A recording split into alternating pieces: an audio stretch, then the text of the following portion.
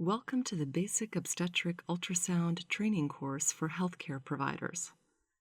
Ultrasound plays an important role in identifying pregnancy-related conditions that put the mother or fetus at risk during delivery.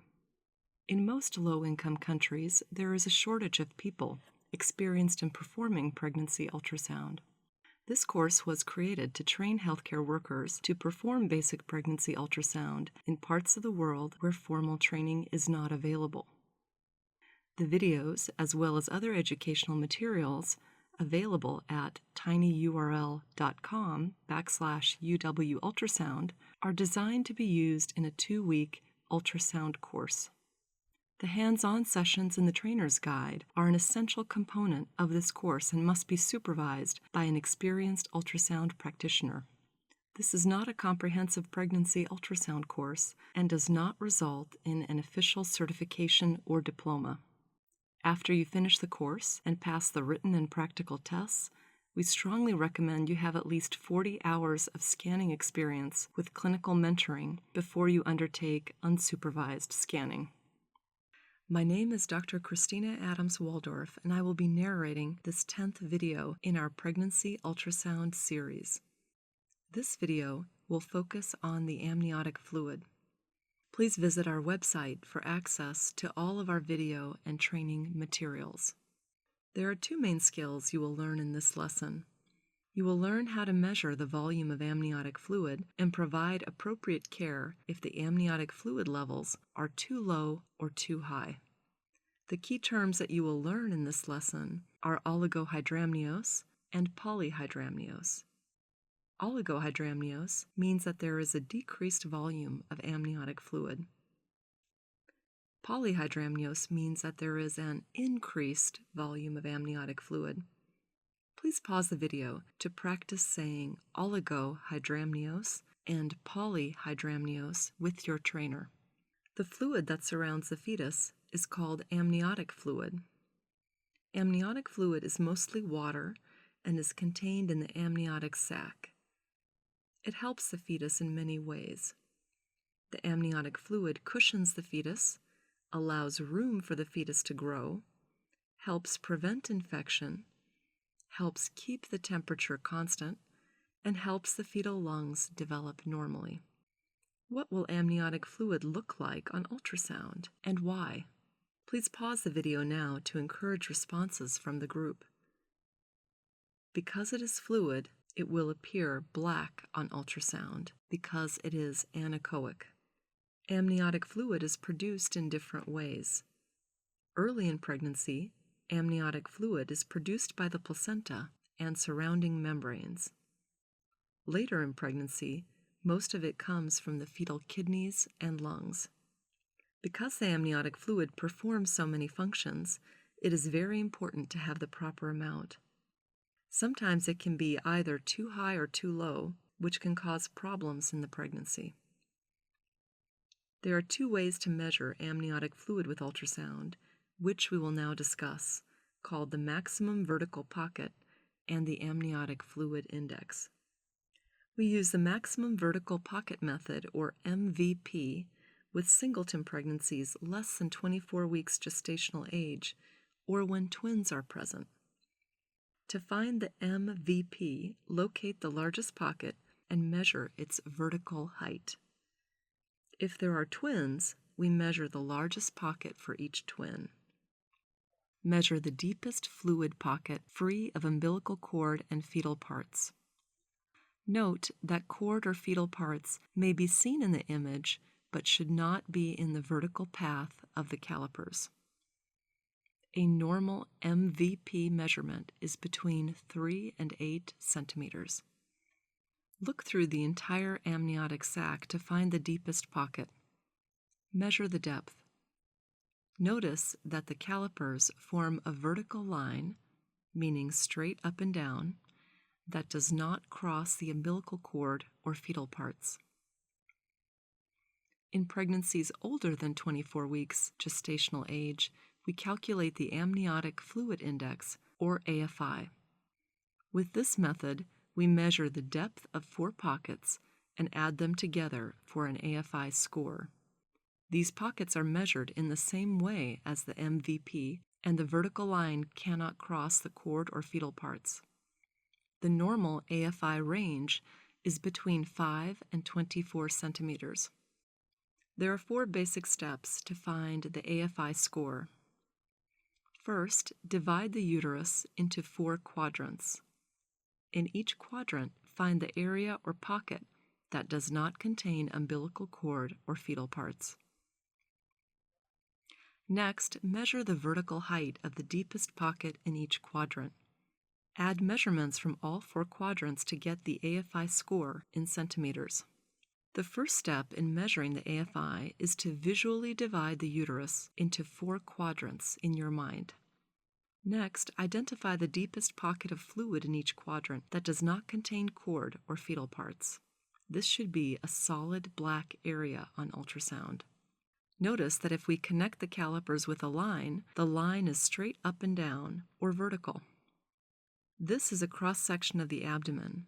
There is just a small pocket of fluid in this image. We have labeled this pocket with red calipers to make it more obvious. Step 3 is to measure the vertical height of each pocket. Please note the calipers in this image and the vertical direction, meaning straight up and down, of the measurements. Finally, add all 4 measurements together to determine the amniotic fluid index. Is this AFI normal? Please pause the video now to encourage responses. The answer is that a normal AFI falls between 5 to 24 centimeters.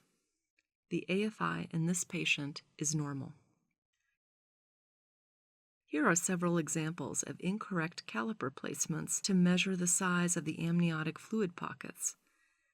Please pause the video now to ask participants why these caliper placements are incorrect. There are several reasons why they are incorrect. In the upper left and lower right images, the calipers are not straight up and down from each other. In the lower left image, there is umbilical cord in the vertical path connecting the 2 calipers. Remember that neither umbilical cord nor fetal parts can be in the path of the calipers. In the upper right image, the top caliper was placed too low, which means that the measurement for this pocket is smaller than it should be. Let's study this image more closely to determine why this caliper might have been placed too low. We have now enlarged the image. Look just anterior to the top caliper, and you will see a hazy or fuzzy cloud that blurs the true edge of the uterus. Here we have outlined this cloud, which is an artifact and is not really there. This is called a near-field artifact and can be seen sometimes in the near fields of the image because the ultrasound echoes bounce and scatter in the body wall of the patient. This type of artifact occurs more often in heavier patients. Sometimes turning down the near-field gain will reduce this artifact. The top caliper may have been placed too low in this image because the sonographer confused this near-field artifact with the uterine wall because their echogenicity is similar. Here we show the correct location for the top caliper, which was placed by estimating the greatest height of the amniotic fluid pocket from the uterine wall that can be seen just to the right of the top caliper. Here are examples of correct caliper placements measuring the vertical heights of amniotic fluid pockets. Please take time to look at these images now by pausing the video. In the lower left image, notice that there is a loop of cord, but that the measurement is taken next to it, and the vertical line between the calipers does not cross the cord. When the AFI is too low, it causes a condition called Oligohydramnios, which presents a high risk for fetal complications or death. There can be several causes of a low amniotic fluid volume, such as leaking membranes, a pregnancy that has gone beyond the due date, various fetal urinary tract abnormalities, and intrauterine growth restriction. We will discuss growth restriction in another lecture. If the membranes are leaking and the leaking has stopped, the membranes may reseal and the amniotic fluid levels could return to normal. Patients with leaking membranes are at increased risk for infection. With oligohydramnios, you will see little or no amniotic fluid on ultrasound. The fetus will appear crowded. Because of the lack of fluid, the fetal parts are more difficult to see clearly. This will be easier to understand after more hands-on scanning. There are two ways to measure oligohydramnios. Use only one of these methods and not both. Before 24 weeks of gestation, measure the maximum vertical pocket. You should also use this method if there are twins. At 24 weeks and later, measure the amniotic fluid index. An MVP less than 3 centimeters or an AFI less than 5 centimeters indicates oligohydramnios. Here are more examples of oligohydramnios. Notice how these fetuses are harder to see here because there is no surrounding fluid. When there is too much amniotic fluid, an opposite condition results called polyhydramnios. Too much amniotic fluid may result in preterm labor or indicate an abnormal fetus. Polyhydramnios can also be caused by diabetes in the mother or a fetal condition like an obstruction of the esophagus or intestines. It is also possible that no cause is found, which is called idiopathic. With polyhydramnios, you will easily see the excess fluid on ultrasound. The fetus will appear to float with a lot of space between the fetus, uterine wall, or placenta. This is a sagittal view of a fetus with polyhydramnios. Notice the large amount of amniotic fluid between the fetus and the anterior wall of the uterus. There are two ways to measure polyhydramnios. Use only one of these methods and not both. Before 24 weeks gestation, measure the maximum vertical pocket. You should also use this method if there are twins. At 24 weeks and later, measure the amniotic fluid index. An MVP greater than 8 centimeters or an AFI greater than 24 centimeters indicates polyhydramnios. This is a transverse view of the fetal abdomen with excess amniotic fluid. Where do you see the excess fluid? Please pause the video now to encourage responses from within the group. This is a transverse view of the abdomen with excess fluid. Here you can see the umbilical cord inserting into the fetal abdomen. Notice again the excess fluid in this image and how the fetus appears to be floating. Let's give an example of how to use the information that you obtain from ultrasound.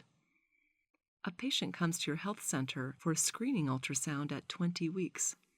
If it is normal, she should return to your health center for a screening ultrasound at 32 to 36 weeks. However, if you diagnose oligohydramnios, she should return for an ultrasound at 26 to 28 weeks. If the oligohydramnios persists, she should be referred to the hospital within days, not weeks. Even if the cause is premature rupture of membranes, oligohydramnios puts the fetus at risk for infection, poor lung development, and even death. Algorithms may vary somewhat according to local practice. You should consult your referral hospital for the algorithms appropriate for your practice.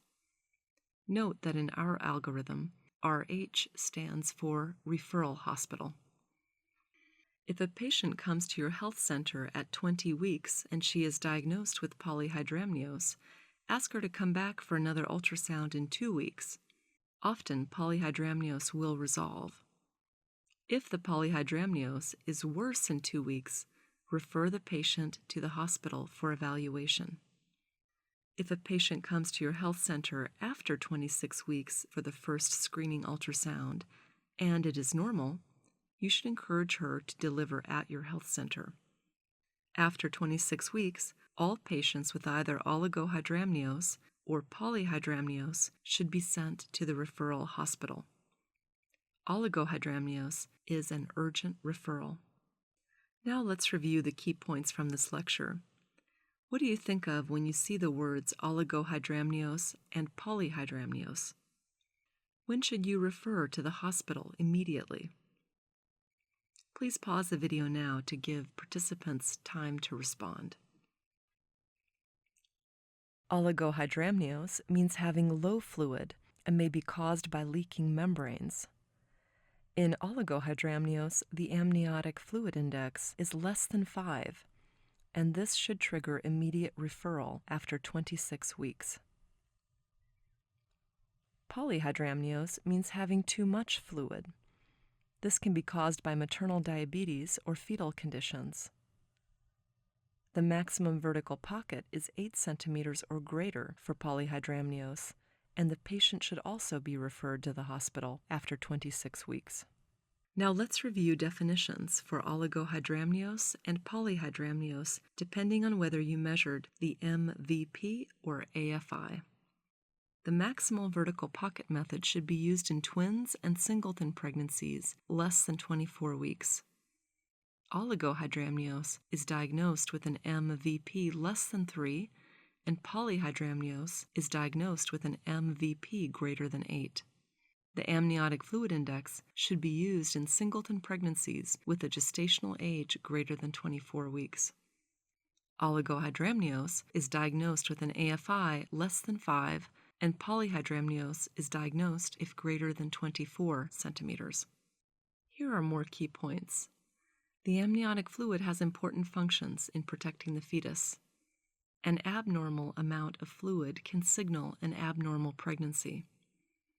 Oligo and polyhydramnios can be determined by ultrasound, and proper follow-up is essential for fetal health. If the fluid appears low, perform an AFI. Questions for review. Please pause the video now to discuss these questions and answers among the group. What do the terms oligo and polyhydramnios mean? The answer is that oligohydramnios means decreased fluid and polyhydramnios means increased fluid. What does amniotic fluid do? It cushions the fetus, allows room for the fetus to grow, helps prevent infection, keeps the temperature constant, and helps the fetal lungs to develop. Can you measure a pocket if there is cord or fetal parts in it? The answer is yes, but the measured area of the pocket must be free of cord or fetal parts. What is the normal range for AFI? The answer is 5 to 24 centimeters. What is the normal range for the maximum vertical pocket? The answer is 3 to 8 centimeters. If you diagnose oligohydramnios before 26 weeks, what should you do? The patient should follow up at 26 to 28 weeks. If you diagnose oligohydramnios after 26 weeks, refer to the hospital urgently. If you see polyhydramnios, what should you do? The answer is if polyhydramnios is diagnosed before 26 weeks, follow up in 2 weeks. If polyhydramnios is diagnosed after 26 weeks, refer to the hospital. Finally, what is a near-field artifact?